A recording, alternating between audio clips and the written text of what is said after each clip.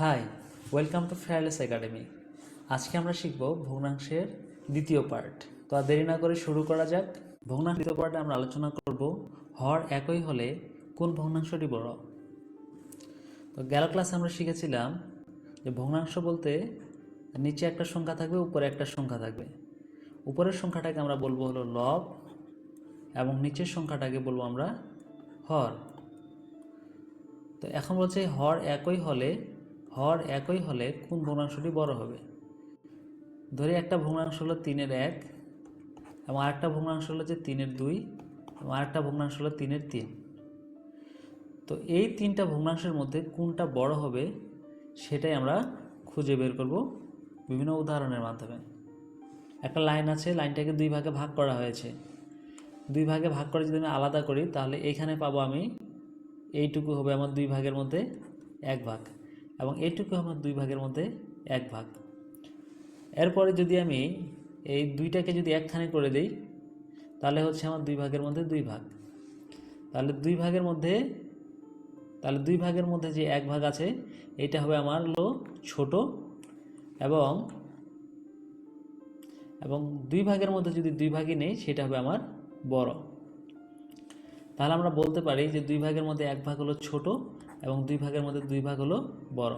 তার মানে যেটা লব আমার হবে বড়, সেই ভগ্নাংশটা হবে আমার বড়। এখানে একটা লাইন আছে, এই লাইনটাকে আমরা তিন ভাগে ভাগ করলাম। তিন ভাগে ভাগ করে যদি আমি শুধু এই অংশটুকু নেই তাহলে আমি পাবো তিন ভাগের মধ্যে এক ভাগ। এখন যদি আমি এখানে তিন ভাগের মধ্যে দুই ভাগ নেই তাহলে তিন ভাগের মধ্যে দুই ভাগ, আর এইখানে আমার থাকতেছে হলো তিন ভাগের মধ্যে এক ভাগ। তাহলে এইখানে এটা আমার হলো বড় এবং এটা হলো আমার ছোট। এখানে তিন ভাগের মধ্যে এক ভাগ এটা হবে আমার ছোট এবং তিন ভাগের মধ্যে যে দুই ভাগ সেটা হবে আমার বড়। তার মানে তিন ভাগের মধ্যে দুই ভাগের লব হলো 2 এবং এইটা লব হলো আমার 1। তাহলে যেটা লব আমার বড় সেই ভগ্নাংশটা হবে আমার বড়। এখন এখানে একটা লাইন আছে, এই লাইনটাকে যদি আমরা চার ভাগে ভাগ করি, চার ভাগে ভাগ করলাম তাহলে এই অংশটুকুকে পাবো আমি কত, ভাগ করার পরে তো আমার এই অংশটুকু হবে চার ভাগের মধ্যে এক ভাগ।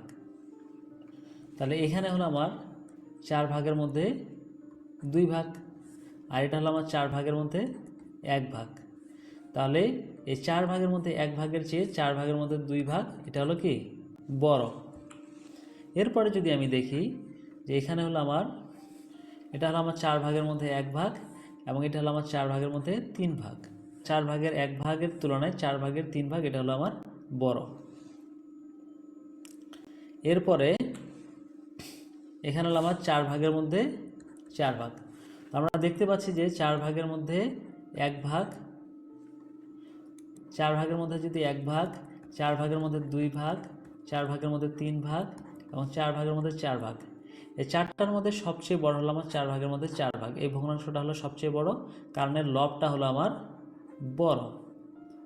তারপরে এই যে এই দুইটার তুলনায় এই চার ভাগের মধ্যে চার ভাগের তুলনায় চার ভাগের তিন এটা হলো আমার ছোট, কারণ হলো এটা লব যে তিন আছে এটা হলো ছোট।